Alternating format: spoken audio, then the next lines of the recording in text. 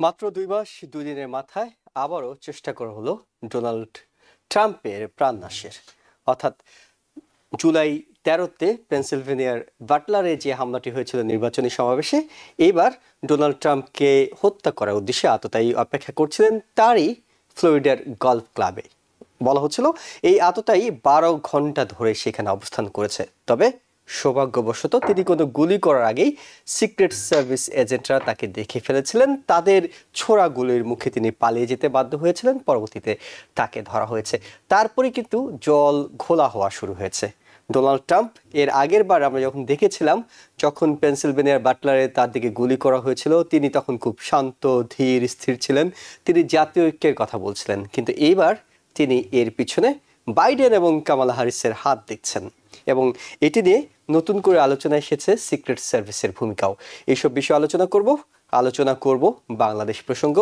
TVN 24 news নেটওয়ার্কের নিয়মিত আয়োজন আর ডেমোক্রেসি অনুষ্ঠানে স্বাগত জানাচ্ছি আমি এহসান জুয়েল। আমাদের সাথে আলোচনার জন্য যুক্ত হচ্ছেন ইউনিভার্সিটি অফ নিউ অরলিন্সের প্রফেসর ডক্টর কবির হাসান এবং একই সাথে যুক্ত হচ্ছেন American South Asian Alliance of Labour SL এর ন্যাশনাল সেক্রেটারি করিম চৌধুরী। আপনাদের দুজনকে স্বাগত জানাচ্ছি আমাদের আলোচনায়। আমরা সরাসরি আলোচনায় যেতে চাই, তার আগে দর্শকদের একটু জানিয়ে রাখতে চাই, ট্রাম্পকে গুলি ছোড়ার উদ্দেশ্যে যিনি অপেক্ষা করছিলেন তাকে এর মধ্যেই আইন শৃঙ্খলা বাহিনী গ্রেফতার করেছে। তার নাম রায়ান ওয়েসলি রুট। বলা হচ্ছিল তার বয়স 50-এর বেশি এবং তার যে ভূমিকাগুলো, তার পরিচয়গুলো উঠে আসছে, সেখানে বলা হচ্ছে ওয়াইহোতে তার জন্ম, কিন্তু তিনি নর্থ ক্যারোলিনায় বেড়ে উঠেছেন। সেখানে তিনি পড়াশোনা করেছেন এবং এর আগে তিনি ইউক্রেনে, যখন রাশিয়ার সাথে ইউক্রেনের যুদ্ধ শুরু হয় 2022 সালের দিকে, তখন তিনি ইউক্রেনে গিয়েছিলেন এবং যুদ্ধ করার জন্য গিয়েছিলেন। সেখান থেকেই তার সাথে নানা জনের সম্পর্ক তৈরি হয় এবং একই সাথে তিনি ইউক্রেনে আফগানিস্তানের যোদ্ধাদের নিয়ে যাওয়ার ব্যাপারে খুব তৎপর ছিলেন।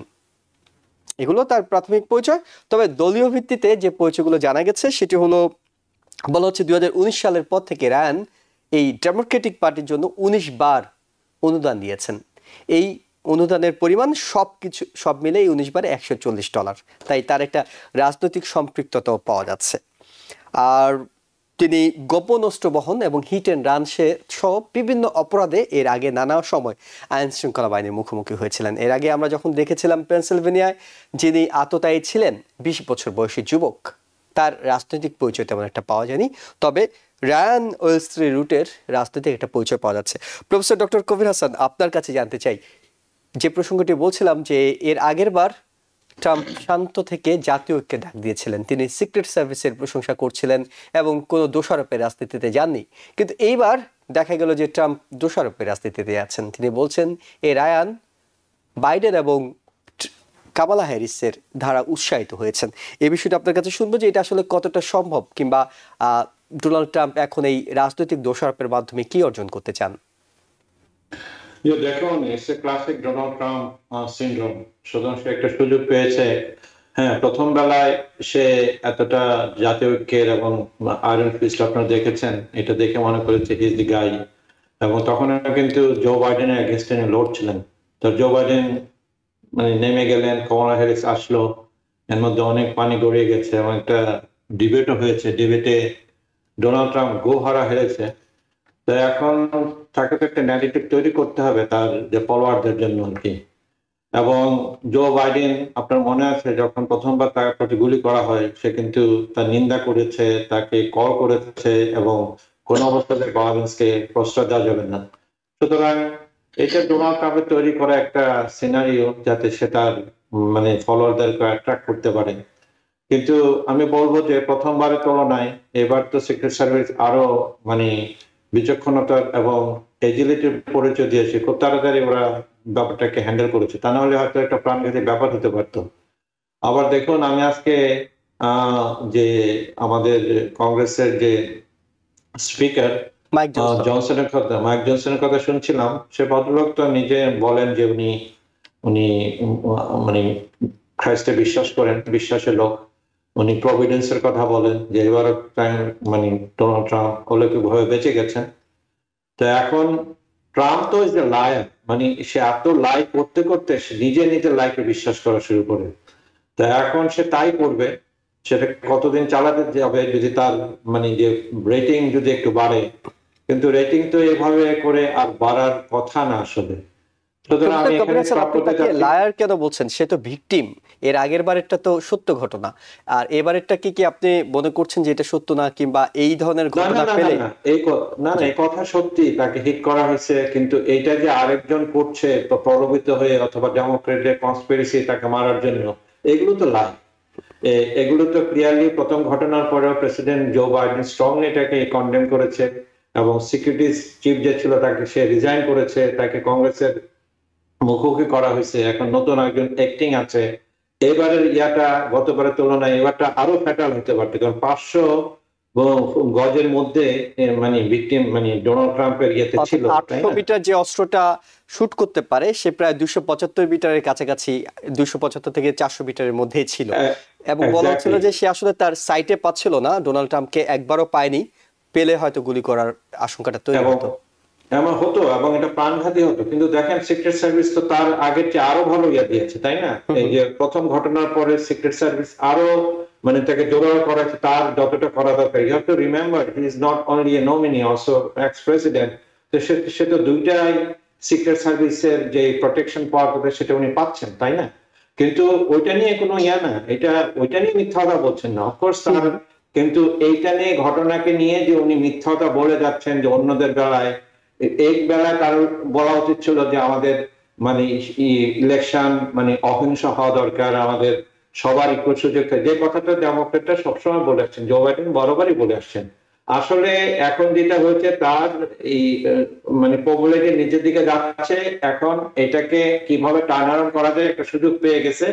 সুযোগটা সে করে নাই, কিন্তু সুযোগটা হয়েছে ন্যাচারালি, তার প্রতি হেট্রেড আছে, এটা আমি টোটাল কন্ডেম করি, কিন্তু সেটাকে এখন তার স্পিন করছে তার দিকে, এবং তার যে সমর্থকরা এই স্পিন তো ওরা লাইক করে। ট্রাম্প তো মিথ্যা কথা বলে সে মিথ্যা কথা বিশ্বাস করে, ডিফারেন্সটা এই জায়গায়। অর্থাৎ ট্রাম্প রাজনীতি করতে এসেছেন, রাজনৈতিকভাবে তিনি একটা সুবিধা পেয়েছেন, সেই সুবিধার ফায়দাটা তিনি লুটে নেওয়ার চেষ্টা করছেন, নিতে চেষ্টা করছেন। Right, exactly. একটু আপনাকে এর সাথে যোগ করব, সেটা হলো যে বলা হচ্ছিল সিক্রেট সার্ভিসের কথা, কিন্তু একই সাথে ট্রাম্প একটা অভিযোগও করছিলেন। আজকে তিনি ফক্স নিউজকে যখন ইন্টারভিউ দিচ্ছিলেন তিনি বলছিলেন যে এর আগে কামালা এবং বাইডেন বারবার করে বলছিল যে ট্রাম্প গণতন্ত্রের জন্য শত্রু। তাদের এই বক্তব্যে উৎসাহিত হয়ে অনেকে ট্রাম্পের উপর আক্রমণ করার জন্য উৎসাহিত হচ্ছে বলে ট্রাম্প মনে করছেন। আপনার দেখুন, ট্রাম্প যে কোনো সুযোগ একটা পাবে, একটা বাইলাইন পাবে, সেটা সে ইউজ করবে তার পক্ষে নেওয়ার জন্য। Is a master player, say psychological মানে সামসরস প্লেয়ার সে, কিন্তু এগুলো দিয়ে কিন্তু সারা জীবন সে চালিয়ে এসেছে। এখন সে সুযোগটা পেয়েছে, সুযোগটা সে তার পক্ষে নিতে যাচ্ছে। এই স্টেটমেন্টের সাথে তাকে গুলি করে কি সম্পর্ক, তাই না? কোনো সম্পর্ক নেই। কিন্তু ন্যারেটিভটা এইভাবে প্লে করছে, ফক্স নিউজ এইভাবে প্লে করছে, এবং আমি আপনাকে বলি যে 35% রিপাবলিকান তাকে বিশ্বাসও করবে যে আসলে ওই বক্তব্যের জন্য এই লোক উদ্বুদ্ধ হয়ে আমাকে গুলি করতে গেছে। It's remotely connected. এই লোক যে লোক করেছে সেটা কনভিক্টেড ফেলন, তাই না? এখন প্রশ্ন হলো যে এই যে জায়গাটা আমি ঠিক জানি না, জিওগ্রাফির সঙ্গে ধারণা কম, মারো লাগো এবং এটা নিয়ে বলছে এই জায়গাটা আর একটু ওপেন যেখানে উনি গল্ফ খেলছেন, তাই না? আমার প্রশ্ন হলো 12 ঘন্টা এই লোকটা এখানে লুকিয়ে থাকে কিভাবে, সেটা সিক্রেট সার্ভিসকে আরো ভালোভাবে নজর দেওয়া দরকার।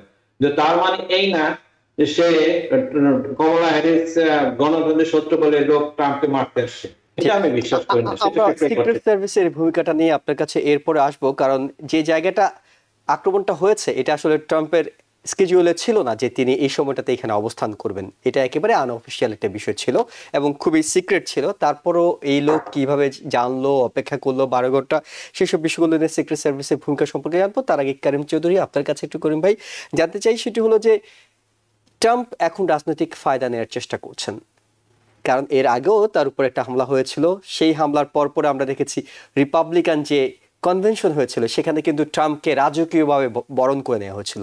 সব পুরো রিপাবলিকানরাই তাকে একসাথে, তিনি কানে পট্টি বেঁধে গিয়েছিলেন, আপনার হয়তো মনে আছে ঠিক এই ঘটনার পরপরই। এইবার ট্রাম্পের কি ধরনের রাজনৈতিক ফায়দা লোটার কিংবা সুবিধা নেওয়ার সুযোগ তৈরি হবে এই হামলার কারণে? যে আপনার সাউন্ডটা মিউট করা আছে করিম ভাই।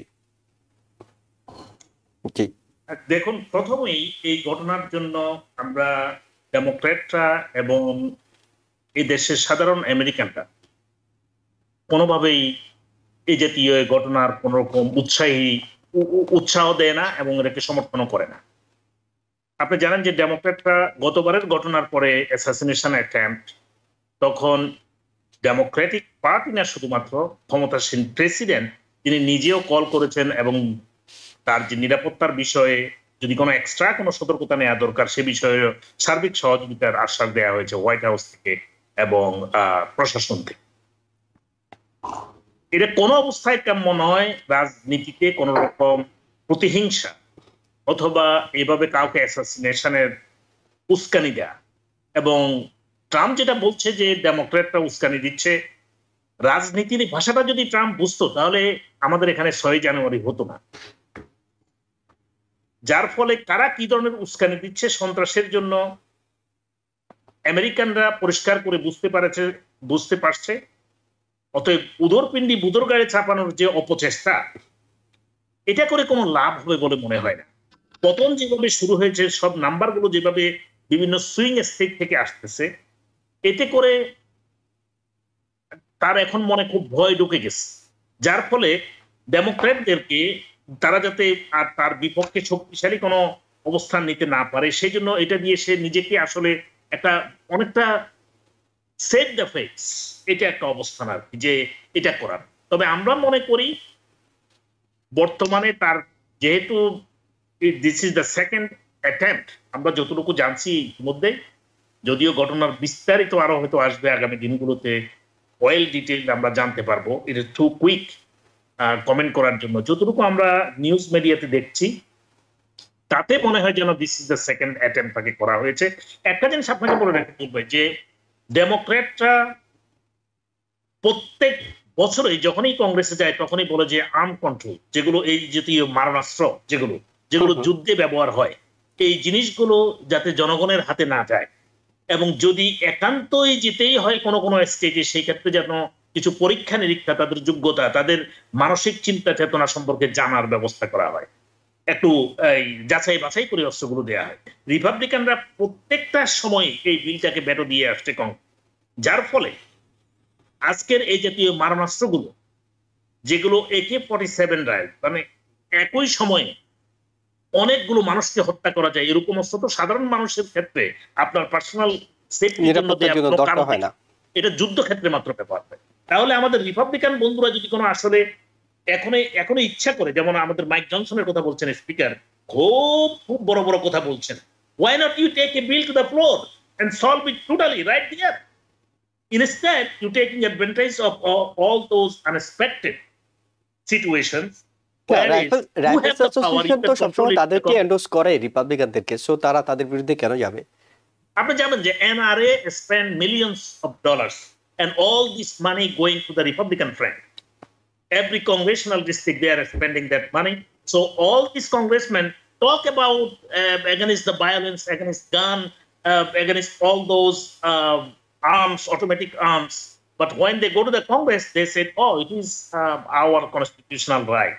They do not want to block it. They do not want to ban it. করিম ভাই, আপনি একটা গুরুত্বপূর্ণ পয়েন্ট তুলেছেন, সেটা হলো যে লাইসেন্সের বিষয়টি। কিন্তু আমি এর সঙ্গে একটু আপনার কাছে জানতে চাইবো, সেটা হলো যে যখন রায়ান রুথের ব্যাপারে আলোচনা হচ্ছে, তার ইউক্রেনের ব্যাপারে খুব এক ধরনের সহানুভূতি দেখা যাচ্ছে। তিনি ইউক্রেনে নিজে গিয়েছেন যুদ্ধ করতে, যদিও তার কোনো সামরিক ট্রেনিং নেই।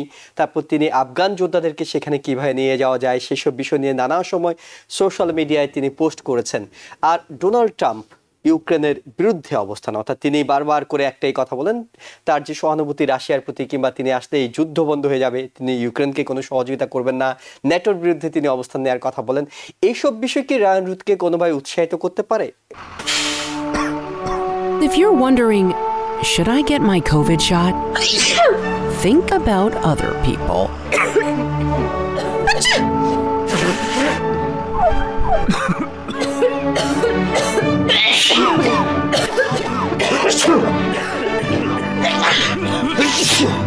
Set a date to get your COVID shot and RSV if eligible.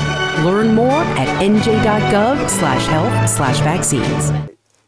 আমার মনে হয় না রায়ান ওই লেভেলের ইন্টারন্যাশনাল থিঙ্কার বলে মনে হয় না, ওই লেভেলের সে লোক নাই। He was one of the mercenary. আপনি জানেন যে US military has no direct involve engagement in Ukraine. আমাদের এখান থেকে কিছু রিটায়ার্ড আর্মি পার্সোনেল সারা পৃথিবী থেকেই তারা নিচ্ছে, তারা পেইড সোলজার, তারা ইন্ডিপেন্ডেন্টলি যাচ্ছে। যদিও US government from the very beginning they said do not step into the Ukraine because American will be targeted specially to capture, not to kill all, to capture, to show the international media that Americans are involved attacking Russia. So এটা একটা বড় ধরনের political বিষয় আছে। সেই ক্ষেত্রে American government সবসময় American সিটিজেনকে নিষেধ করে আসে ওখানে যাবে না। অতএব রায়ান রুদ্র সেই কথা এখন বলে যে আমি ইউক্রেনের সাথে সিকিউরিটির জন্য আমি তাকে shoot my president. I don't think so. It will be, accepted. How much? I don't think so. There is any ground. But যে কথাটা আমরা বলবো, হয়তো তদন্তের পরে আসল কারণটা জানা যাবে যে যেহেতু আগের যে আততায়ী ছিলেন তিনি মারা গিয়েছিলেন, এখন যেহেতু রায়ান রুডকে জীবিত ধরা হয়েছে, হয়তো তার কাছ থেকে তদন্ত সংস্থাগুলো বের করে আনতে পারবে। প্রফেসর জুয়েল ভাই, আমি একটা জিনিস অ্যাড করতে যাচ্ছি করিম ভাইয়ের সাথে। এই যে দেখেন, এই যে সেকেন্ড অ্যামেন্ডমেন্ট, যে গান নিয়ে যে কথাটা করিম ভাই বললেন, যে জনসন চায় এখনই সে বিল আনতে পারে, এখনই একটা বিল পাস হয়ে যেতে পারে। একটা জিনিসটা অনেকবার চেষ্টা করেছে, ইউনিভার্সাল ব্যাকগ্রাউন্ড চেক।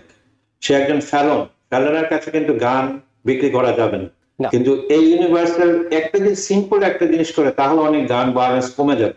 আরেকটা ব্যাপার হলো দেশের সেকেন্ড অ্যামেন্ডমেন্ট এটা কালচারাল, নট লজিক্যাল। যে 1776 যখন বিল অফ রাইটস হয়েছে, এটা করা হয়েছিল যে যদি রাষ্ট্র কখনো জনগণের বিরুদ্ধে যায় তারা আর্মস তুলতে পারবে। তারপরে তার ব্যক্তি স্বাধীনতার ব্যাপারটা, সিকিউরিটির ব্যাপারটা নিয়ে এসেছিল। তখন কি ছিল? তখন ছিল টোটা বন্দুক, তাই না? একটা গুলি করে আবার খুলে আরেকটা ঢুকাইতে আপনি আরেকজনকে মারতে পারবেন না। এখন AK-47 যেটা যুদ্ধে ইউজ করা, যে করিম ভাই বলেছেন, এটা মিনিটে অনেক রাউন্ড গুলি ছুটতে পারে, অনেককে হত্যা করতে পারে। এই সিম্পল জিনিসগুলো আসছে নাকি জানেন? আমি সাউথে থাকি, এটা কালচারাল। আমি দুই একবার বাম টিন্টু দিতে গান শপ, তার একটা ফ্যান ফায়ারের মতো গান শপে গান যে শোগুলো হয় ওখানে যায়, পিকনিকের মতো, আনন্দের মতো।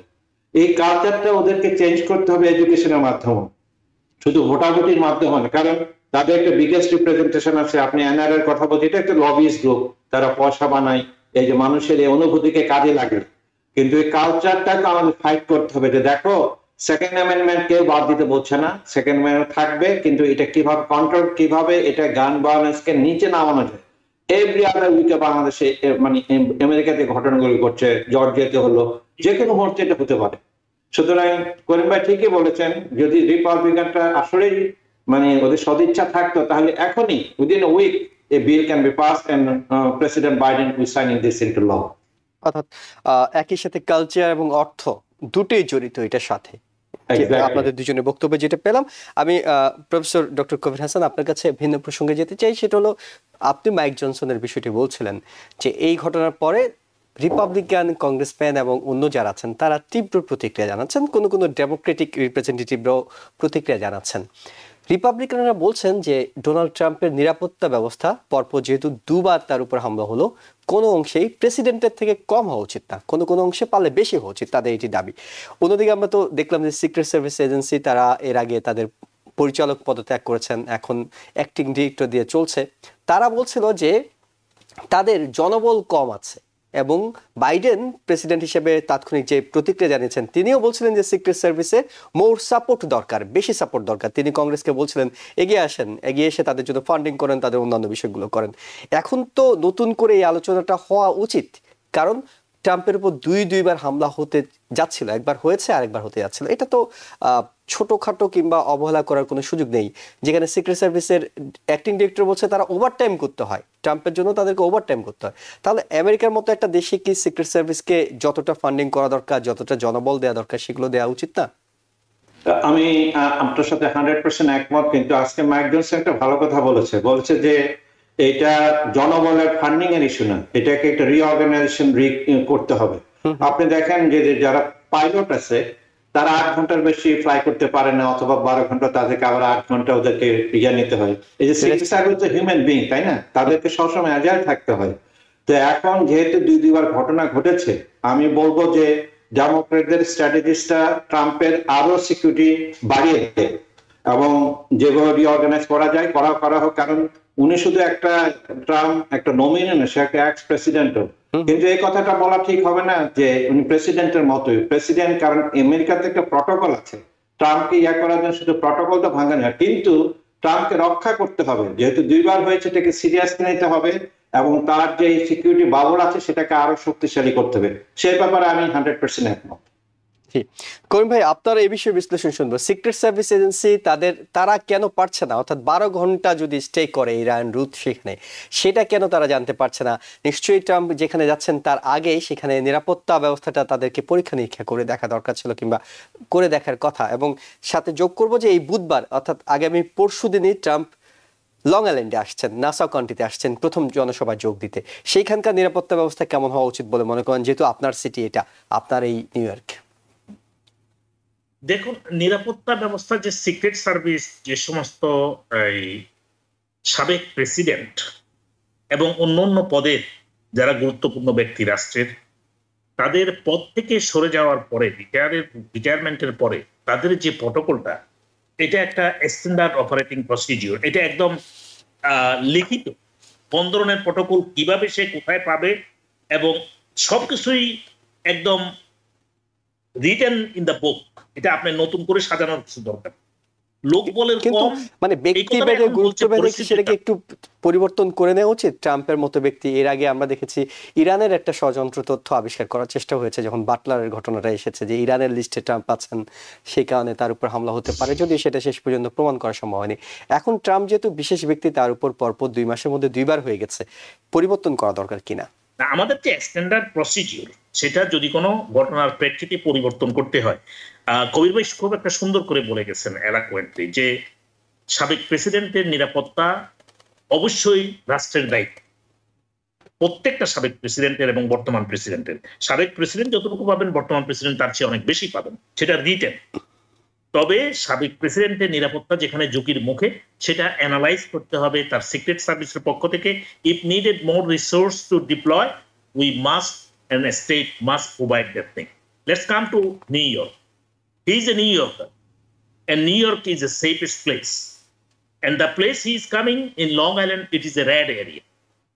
So আমি মনে করি না যে কোনো রকম নিরাপত্তার ঝুঁকি আছে। ওই ঝুঁকিটা যদি কিছু হয়ে থাকে, ট্রাম্পের অ্যারোগেন্স যে জিনিসটা, সে তার নিরাপত্তা রক্ষীদের কথাও শোনে না এবং সে প্রটোকল মানে না। আপনারা জানেন, সে কারো কথাই শোনে না, এমনকি কোর্টেও সে ওই যে বিহেভিয়ার, তার character. If his secret service is asking him that let us examine the place, then you come later on, and he is not listening. Secret service is not the God. They cannot find out everything. They have to follow him. They have to follow his directive, and sometimes they did not. What happened in January 6th? আপনারা জানেন সেখানে secret সার্ভিসের সাথে তার কি হয়েছে। এগুলো নিয়ে আমরা বেশি আর কথা বাড়াবো না। তখন তিনি প্রেসিডেন্ট ছিলেন, সিটিং প্রেসিডেন্ট ছিলেন, একজন সিক্রেট সার্ভিস অফিসার স্টিয়ারিং ঘুরে গাড়ির, যে স্যার নো, তো সে তো শুনে না। তার নিরাপত্তার ব্যবস্থা, তাকেও সচেতন থাকতে হবে। আর যদি কোনো, সে আপনারা একটু আগেই বলছিলেন যে এখানে ট্রাম্প যে আসবে আগে থেকে, সেটা তাদের স্কেডিউলে ছিল না, প্রোগ্রামে ছিল না, এটা খুবই সিক্রেট রাখা হয়েছে। তাহলে আপনি যদি কোনো হঠাৎ করে সিক্রেট সার্ভিসকে বলেন যে আমি গল্ফ খেলতে এখন লং আইল্যান্ডে যাব, you may go there, secret service will follow you and provide you all kind of protection, but the type of protection secret service usually provide, they cannot do it in a sudden right away. You asking them to do something, it takes time, it takes resource, and it takes setup. So যদি আমি মনে করি যে new ইয়র্কে কোনো অসুবিধা নেই, তবে এই ঘটনার জন্য ট্রাম্প শুধুমাত্র এখন যদি রিসোর্সকে দায়ী করে, এটা ঠিক হবে না। যারা নিরাপত্তা রক্ষায় জড়িত, নিরাপত্তা বিশেষজ্ঞ, তারা জানে বিষয়টা বাস্তব ফিল্ডে কিভাবে হয়। আর একটা কথা প্রথম থেকে বলেছি, এই সাবেক প্রেসিডেন্টের যে প্রটোকল, সেটা standard, written in the book, what, how and what they will get it. কিন্তু তাদের অবস্থার প্রেক্ষিতে আমার মনে হয় এই মুহূর্তে যদি অন্য কোনো তথ্য সিক্রেট সার্ভিস এফবিআই এর কাছে না থাকে, তাহলে তাকে আরো বেশি নিরাপত্তা দেওয়ার জন্য যদি বাজেট বা রিসোর্স অ্যালোকেট করতে হয়, সেটা করা আমার উচিত। মতে জাতি এবং নাসাউতে যেটা help নাসাউ করতে পুলিশ বলছিল যে তারা এর আগে ICC world cup T20 cup event manage করেছে, তারা প্রেসিডেন্সিয়াল ডিবেট ম্যানেজ করেছে, ইউএস ওপেন ম্যানেজ করেছে। সো এটা তাদের জন্য খুব একটা নিরাপত্তা ঝুঁকির কোনো কারণ তারা দেখছেন। আমি একটু প্রফেসর ডক্টর কবির হাসান আপনার কাছে জানবো ভিন্ন প্রসঙ্গে, অর্থনীতির প্রসঙ্গে জানবো। বলা হচ্ছে এই সপ্তাহে ইন্টারেস্ট রেট নিয়ে একটা ঘোষণা আসতে যাচ্ছে। এই ঘোষণা আমেরিকান নাগরিক যারা আছে, সাধারণ মানুষ যারা আছে, তাদের জীবনে কতটা প্রভাব ফেলবে এবং কি ঘোষণা, সেই বিষয়টি আপনি যেহেতু প্রফেসর অফ ফিনান্স, আপনার কাছ থেকে জানতে চাই। দেখুন, মানে যেটা স্পেকুলেশন হচ্ছে যে বুধবারে যে মিটিং হবে সেই মিটিং এ হয়তো ইন্টারেস্ট রেট কাট করবে বাই 50 বেসিস পয়েন্ট। তো এখন তো ইন্টারেস্ট রেট আপনি জানেন অলরেডি লো, এবং আমাদের লো আনএমপ্লয়মেন্ট। এখন যেটা হচ্ছে যে লো আনএমপ্লয়মেন্ট মানে হলো যে economy is hitting up. Hitting আপে আমার কাছে একটু অবাক লাগছে কেন ফেড ইন্টারেস্ট রেট এখন কাট করতে যাচ্ছে, কিন্তু এট দ্য সেম টাইম অনেকগুলো ইন্টারেস্ট রেট এখনো ভেরি হাই, যেমন ক্রেডিট কার্ড ইন্টারেস্ট রেট, তারপর মর্গেজ ইন্টারেস্ট রেট। এখন জানেন যে বাড়ি ঘরের দাম বাড়ছে, অনেকে বাড়ি কিনতে পারছে না ইন্টারেস্ট রেটের জন্য। তো কনজিউমাররা ডেফিনেটলি বেনিফিটেড হবে, কারণ ইন্টারেস্ট কাট করলে বরং কস্ট কমে যাবে। কিন্তু ইকোনমিতে কি ধরনের প্রভাব পড়বে এটা নিয়ে আমি একটু সন্দিহান। হ্যাঁ, একটা ব্যাপার আছে যে আমাদের অর্থনৈতিক শাস্ত্রে আমেরিকান কনটেক্সটে বলা হয় what is the natural rate of inflation, এটাকে 2% বলে। এখনো ইনফ্লেশন 2% এর উপরে আছে। যদি উদ্দেশ্য সেটা থাকে যে আমি এটা 2% নামিয়ে আনবো, তাহলে তো ইন্টারেস্ট বাড়ানোর কথা, কমাচ্ছে কেন? আমি আসলে আপনি যখন এটা পাঠিয়েছেন আমি ঠিক পুরোটা স্টাডি করতে পারি, আমার কাছে একটু কন্ট্রাডিক্টরি মনে হচ্ছে। কিন্তু এন্ড রেজাল্ট যেটা হবে, কনজিউমাররা বেনিফিটেড হবে, যারা বাড়িঘর কিনতে যাচ্ছে তাদের জন্য এটা সুবিধাজনক হবে। কিন্তু ইকোনমিতে এটা কি ইমপ্যাক্ট পড়ে I am kind of doubtful. নির্বাচনের ঠিক আগে আগে এর পিছনে কোনো রাজনৈতিক বিষয় কি আছে?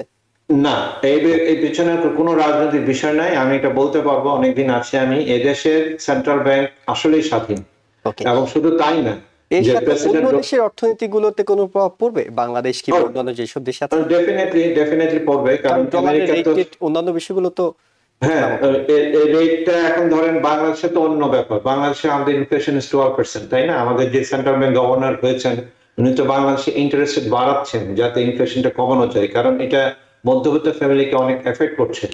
কিন্তু এখানে এটা কমলে তাহলে এটা আমাদের জন্য একটা ডিফিকাল্ট হয়ে গেল বাংলাদেশের পক্ষে, তাই না? আপনি যদি আমেরিকার সাথে তাল মিলাতে চান, ডলারের রেট সমাধান করতে চান, তাহলে সেইভাবেও আপনার ইন্টারেস্টটাকে একটা মানে একটা ইকুইলিব্রিয়ামের মধ্যে আসতে হবে, যাতে ডলার যে এখন 20 টাকা পার ডলার আছে সেটা থাকে। কারণ আমাদের জানেন যে বাংলাদেশে আমাদের ডলারের ক্রাইসিস হচ্ছে, আমাদের রিজার্ভ অ্যাকর্ডিং টু আইএমএফ ডেফিনেশনে $20 বিলিয়ন নিচে। আগে এটাকে নাম্বারগুলোকে ইনফ্লেট করে বলা হতো, সেটার একটা ইমপ্যাক্ট ডেফিনেটলি পড়বে। ওকে, আমরা এর মধ্যেই হয়তো বাংলাদেশের বিষয়টা আমাদের আলোচনা নিয়ে এসেছি, কিন্তু ছোট্ট একটা বিরতি নিতে হবে, তারপর ফিরে আমরা বাংলাদেশ প্রসঙ্গে আলোচনা করব। দর্শক আমাদের সাথেই থাকুন। If you're wondering, should I get my COVID shot? Think about other people.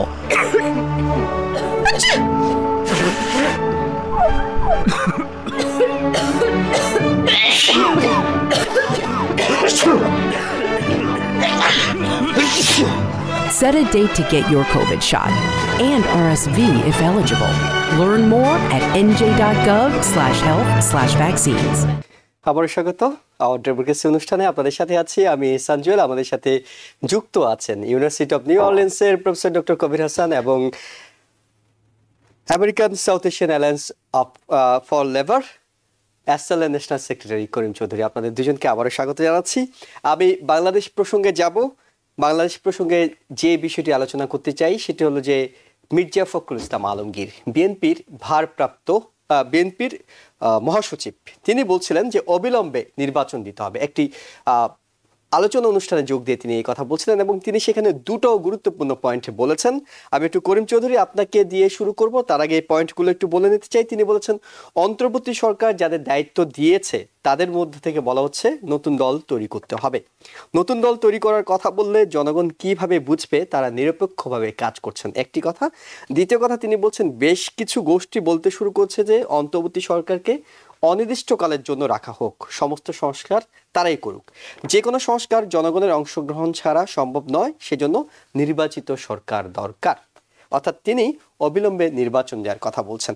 আপনি তো লেবার অ্যালায়েন্সের ন্যাশনাল সেক্রেটারি, এটা এক ধরনের কি কৌশল কাজ করে আপনাদের মধ্যে, যে অনেক সময় কর্তৃপক্ষকে চাপে রাখার জন্য, নিজেদের নিয়ন্ত্রণে রাখার জন্য এমন কিছু দাবি দাওয়া দিতে হয়, যাতে তারা সেটা তাৎক্ষণিক পূরণ করতে না পারলেও তারা অন্তত একটু চাপে থাকে, তারা যাতে নিজেদের নিয়ন্ত্রণে থাকে, এমনটা কি মনে হচ্ছে?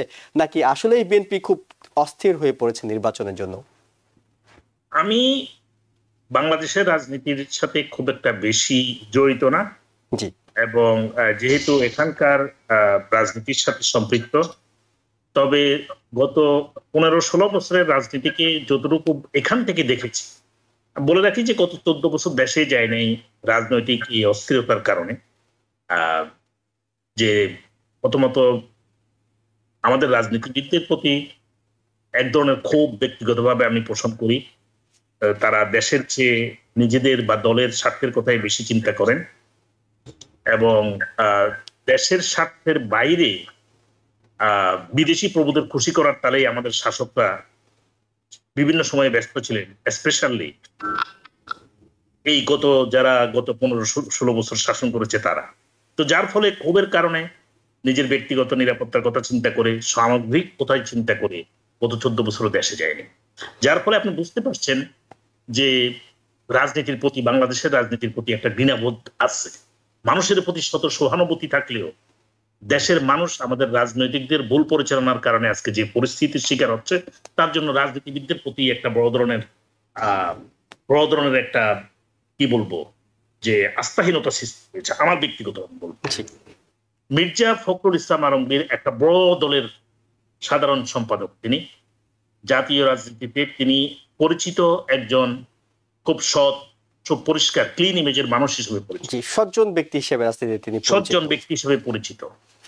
তবে তত্ত্বাবধায়ক যে ইন্টারিম গভর্নমেন্ট, যেটা এটা তত্ত্বাবধায়ক সরকার না, বিপ্লবী সরকারও না, তাদেরকে জাস্ট ক্ষমতা দেয়া হয়েছে শূন্য স্থান পূরণ করে, যে তাৎক্ষণিকভাবে যেহেতু একজন পালিয়ে গেছেন, দেশ ছেড়ে চলে গেছেন, তার তল্পি তল্পার থুয়ে একটা বিশৃঙ্খল অবস্থায় দেশকে রেখে তিনি চলে গেছেন, কারা করবে? আন্দোলন যারা করছে, তার এই অবস্থা সৃষ্টি করছে, তারাই তাকে মনোনীত করেছে এবং সেখানে আছে। তার ম্যান্ডেটটা কি ছিল?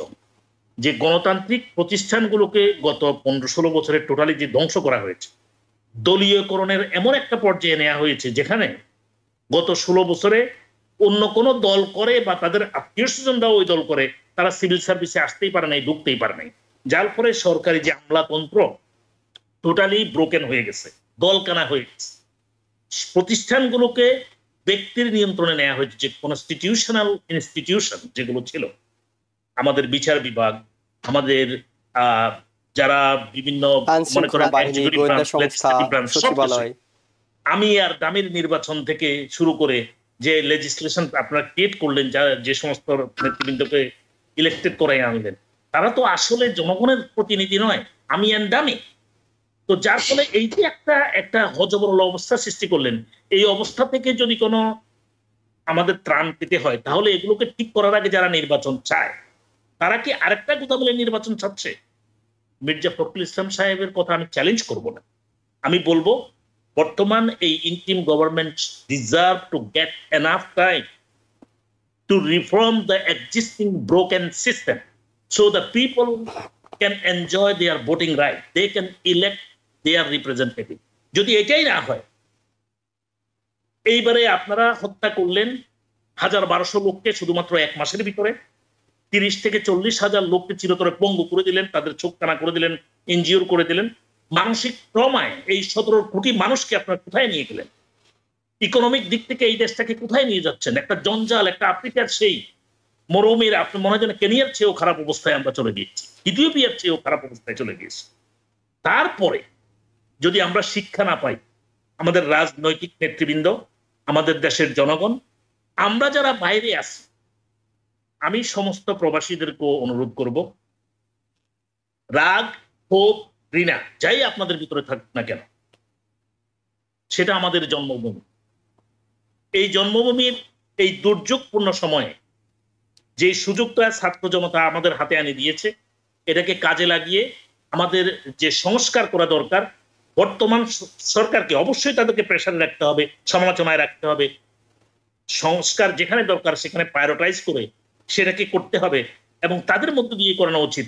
দলকানা বিএনপি, আওয়ামী লীগ, জাতীয় পার্টি, জামাত, তাদেরকে ক্ষমতায় দিয়ে আপনি দেশের জন্য, জনগণের জন্য যে সংস্কারের কথা চিন্তা করবেন সেটা হবে না। আমরা অতীতে এরকম সততার একটা ব্রডার চিন্তা ভাবনার যে জাতীয় চিন্তাবোধ সেটার পরিচয় আমরা অতীতে কখনোই দিতে পারিনি।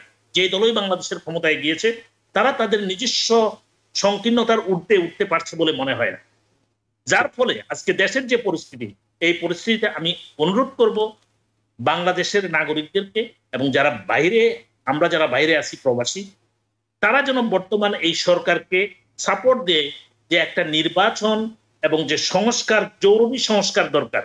আমাদের কনস্টিটিউশন মানুষের অধিকারকে আপিল করার জন্য, ভোটাধিকারকে আপিল করার জন্য, ইকোনমিক যে ক্রাইসিস, আপনি দেখেছেন যে কিভাবে করাপশন হয়েছে। বর্তমান আমেরিকান ট্রেজারি ডিপার্টমেন্টের ঊর্ধ্বতন কর্মকর্তারা বর্তমানে বাংলাদেশে, কেননা যে পরিমাণ মানি বাংলাদেশ থেকে আপনারা পাচার করেছেন, আমি আপনাকে বলছি না, দ্যাট মিনস আমাদের পলিটিশিয়ান যারা পাচার করেছেন, একজন আমলা, একজন পুলিশের আইজি কত হাজার কোটি টাকার মালিক হয়েছে, যে পুলিশের আইজি এখন দেশে নাই। আলাদিনের চেরাগ দিয়ে বসেছিলেন, ঘষা দিয়েছে, সেখান থেকে টাকা বের হয়েছে।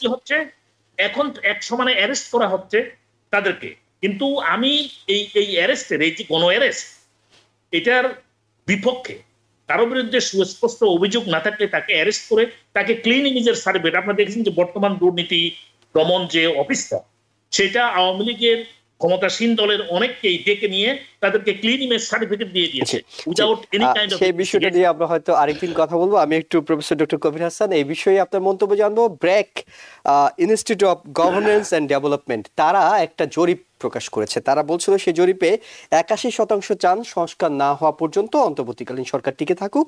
47% উত্তরদাতা বলছেন অন্তর্বর্তী সরকারের মেয়াদ 2 বছর থেকে বেশি হওয়া উচিত, এবং 35% বলছে এটি 1 বছর বা তার কম হওয়া উচিত। আপনার কাছে কি মনে হয়? 1 মিনিটে শুনে হয়তো আমরা আজকে শেষ করব। দেখুন, যে যায় লঙ্কা সে হয় রাবণ। মানে যারা বলছে যে সংস্কার মানে কতদিন চলবে, সেটা একটা প্রশ্ন। কারণ মানে দেশ তো পরিচালনা করবে আলটিমেটলি জনগণের ভোটাধিকারে নির্বাচিত রাজনীতিবিদরা বা এমপিরা, তাই না? তো এখন হিস্টোরিক্যালি দেখা গেছে যে 1975, 1990 আর 2024 এর যে আসলে বিগেস্ট বেনিফিশিয়ারি হলো বিএনপি। এখন বিএনপি একটু তাড়াহুড়ো করছে যাতে ইলেকশনটা দিলে ওরা যদি আবার ক্ষমতায় যায়। আপনাকে মনে রাখতে হবে 2008 এবং 2009 তখন কিন্তু কিছুটা সংস্কার হয়েছিল, কিন্তু সে সংস্কার প্রাতিষ্ঠানিক গ্রুপ পায়নি, কারণ এমন সংস্কারটা পুরোপুরি হয়নি বলে আমরা আরেকটা স্বৈরাচারে জন্ম দিয়েছি। এখন আমি কিন্তু সংস্কারের পক্ষে, যে জিনিসগুলো মিনিমাম করা দরকার এবং এইগুলো করতে হলে 1 বছরে হবে না, আমার এস্টিমেট হলো মিনিমাম 3 থেকে 5 বছর লাগবে। কিন্তু এট দি সেম টাইম আমি একটা সংস্কার কথা বলছি, যারা সংস্কার করতে এসেছেন আপনি দেখবেন যারা সংস্কারবাদী বিভিন্ন কমিশন, তারা বেসিক্যালি কনসালটেন্সি গ্রুপ বাংলাদেশের, তারা হলো এনজিও গ্রুপের লোক। তারা কিন্তু ইন এ সেন্স যে ইন্টারমিডিয়ারি, আমরা যেটা বলি এক ধরনের বুর্জোয়া এলিট ক্লাসের লোক, তাদের দ্বারা কতটা সংস্কার হবে সেটা নিয়েও কিন্তু যথেষ্ট সন্দেহ আছে। যে ছাত্ররা এই পরিবর্তন এনেছে, যে ছাত্রদের কিন্তু সব জায়গায় মানে সম্পৃক্ত করা হচ্ছে না। ছাত্রদের কাছ থেকে মোহাম্মদ বারবার যদিও বলেন যে ছাত্ররা আমাকে দায়িত্ব দিয়েছে, আমি দায়িত্ব পালন করে যাব, কিন্তু আমি স্যারকে বলবো, উনি পূজনীয় লোক, যে আপনি ওদেরকে ইউজ করেন, কারণ এই জেনারেশন ডিফারেন্ট বা চিন্তা করে যাদেরকে আপনারা বসিয়ে ডক্টর কবির হাসান তাদেরকেও দেওয়া হবে, অর্থাৎ কমিশনের প্রধান হয়তো তারা হননি 6টি কমিশনের, কিন্তু সদস্য হিসেবে তারা থাকবেন, ছাত্ররাও থাকবেন। কিন্তু যে বিষয়টা, দুটো বিষয়, একটা হলো বিএনপি এত তাড়াহুড়া কেন করছে? তারাও কি বুঝছে না যে এই সরকার যারা দায়িত্বে আছেন তারা আন্দোলনের ফসল, যেটি হয়তো তারা পারেনি, ছাত্ররা করেছে, সবাইকে নিয়েই করেছে। এখন তাদেরকে সময় যেটা দেওয়া দরকার সেটা যদি না দেয়া হয়, 5 বছর পর তো বিএনপিরও বিদায় নিতে হতে পারে, কিংবা বিদায় নিলে আরেকটা স্বৈরাচার আবার চলে আসতে পারে। তারা কেন এতদিন তো বলছিল যে সময় দেবে, যতদিন দরকার সময়, হঠাৎ করে তাড়াহুড়া করছে কেন? সেটা কেন মনে হয়? কারণ তারা ক্ষমতা যেতে চাচ্ছে, পিওর এন্ড সিম্পল, এবং সেই সময়টা দিতে চাচ্ছে না। তারা বুঝতে পারছে যে তাদের একটা ভয়ের কথা ঠিকই আছে, যারা সংস্কারপন্থী লোকজন যারা ক্ষমতা আছেন এখন, তাহলে দল তো তৈরি করার কথা বলা, মুখ ফুসকো করা ঠিক না, কারণ দ্যাট ক্রিয়েটস এ কনফিউশন, তাই না? তারা কি অল্টারনেটিভ একটা দল তৈরি করে ক্ষমতায় চিরস্থায়ী করতে চায়, সেই ভয়টা কিন্তু থেকে যায়, তাই না? সেটাকে অস্বীকার করা যাবে না। কিন্তু বিএনপির তাড়াহুড়ো আমি আর কোনো দলকে দেখিনি তাড়াহুড়ো করতে, শুধু বিএনপি করছে। বিএনপি তাড়াহুড়ো বন্ধ করা দরকার। এবং আমার মনে হয় না যে সবকিছু এই মানে ফখরুল ইসলাম সাহেব নিজের থেকে বলছেন, ওনার উপরে প্রেশার আছে যে আমরা তাড়াহুড়ো করে একটা ইলেকশন করি। দেখুন 3 দিন পরেই মানে 5 ইয়ার পরে 3 দিন বিএনপি মহাসমাবেশ করেছে, সেটাকে কিন্তু আমি লাইক করিনি, এটা দরকার ছিল না, এখনো রক্তের ঘা শুকায়নি, আমরা পরে করতাম, তাই না? আমি কিন্তু তাদের একটা মহাসমাবেশ ছিল, কিন্তু তারা সেটা দুর্যোগপূর্ণ পরিস্থিতির কারণে স্থগিত করেছে। এটা ভালো কাজ করেছে। এখন এই মানে মহাসমাবেশ করার সময় না। এখন যদি 3 বছর পরে সংস্কারে হয়, আপনি ফর অল ক্যালকুলেশন বিএনপি ক্ষমতায় আসবে, কিন্তু বিএনপি এসে যদি আরো একটা স্বৈরাচারের জন্ম না দেয়, যেভাবে শেখ হাসিনা স্বৈরাচারের জন্ম দিয়েছে 2008 and 10, সেই সময়টা তাদেরকে দিতে হবে এই কাজগুলো করার জন্য। যেটা করিম ভাই বললেন, সবকিছু ধ্বংস করে গেছে শেখ হাসিনা, এটা 3 বছর থেকে 5 বছর আগে পারবে না। এটা যে যেভাবে নেই, তারপরে আলটিমেটলি এই সংস্কার প্রতিষ্ঠানিক দিবে এবং চিরস্থায়ী করবে যারা নির্বাচিত সরকার, কিন্তু তার আগে কাজগুলো ঠিকভাবে করে যেতে হবে। কাঠামোটাকে স্ট্রং করতে হবে। গণতন্ত্রের যে কাঠামো, রাষ্ট্র পরিচালনার যে কাঠামো, মানবাধিকার এবং জনগণের ভোটাধিকার, এই জিনিসগুলোকে শক্তিশালী রূপ দিতে পারলে, প্রাতিষ্ঠানিক রূপ দিতে পারলেই গণতন্ত্র টিকবে। যেই ক্ষমতায় আসুক আমাদের কোনো অসুবিধা নাই, but they will be check and balance by the people, by the institution. অর্থাৎ যে সংস্কারের কথা বলা হচ্ছে, সংস্কারটা হতে হবে টেকসই সংস্কার। এটা একেবারেই 1 বছর 2 বছরের জন্য হলো, তারপর আবার গিয়ে পুরনো ব্যবস্থায় ফিরে আসলো, সেটি যেমন নয়। একই সাথে হাল ধরে আছেন অন্তর্বর্তীকালীন সরকার, কিন্তু মূল দায়িত্বশীল ভূমিকাটা পালন করতে হবে বড় রাজনৈতিক দলগুলোকে। তারা যদি এখন অস্থির হয়ে পড়েন, তারা যদি তাড়াহুড়া করেন, তাহলে জনগণের আশা আকাঙ্ক্ষার যে প্রতিফলন, সেটা হয়তো ভেস্তে যেতে পারে। আমরা নিঃসন্দেহে এইসব বিষয় নিয়ে আলোচনা করব, কোন পথে আসলে যাওয়া উচিত সেসব বিষয় নিয়ে পরবর্তীতে আবারও আলোচনা করব। আপনাদের দুজনকে ধন্যবাদ জানাচ্ছি, প্রফেসর ডক্টর কবির হাসান এবং করিম চৌধুরী। একই সাথে ধন্যবাদ জানাচ্ছি দর্শকদের যারা এতক্ষণ আমাদের এই অনুষ্ঠানটি দেখছিলেন। ভালো থাকবেন। TBN 24 টেলিভিশন দেখতে আজই কল করুন 7187776556। লগ ইন করুন www.totalcablebd.com। নিউ ইয়র্ক থেকে সম্প্রচারিত TBN 24 টেলিভিশন বিশ্বজুড়ে বাঙালির কণ্ঠস্বর।